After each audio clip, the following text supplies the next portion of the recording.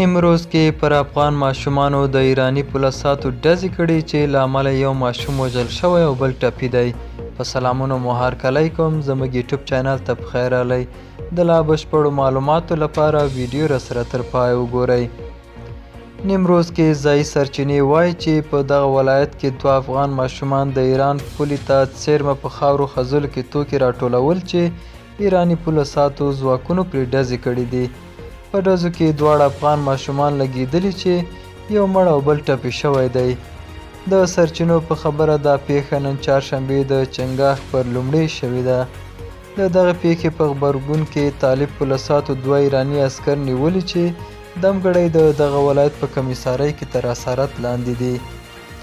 سرچینې وایي چې طالبانو د دغه پیښې له کبله د دواړو هیوادونو ترمنځ د نقلیه وسایطو د تګ راتګ ابریشم پل هم تړلی دی. دا څوم ځل دی چې د دا ډول پیښو له کبله نیمروز کې د دواړو هیوادونو ترمنځ د تګ راتګ لار تړل کیږي. دا و زموږ نننۍ چمتو شوې ویډیو. تر بیا ښې چارې.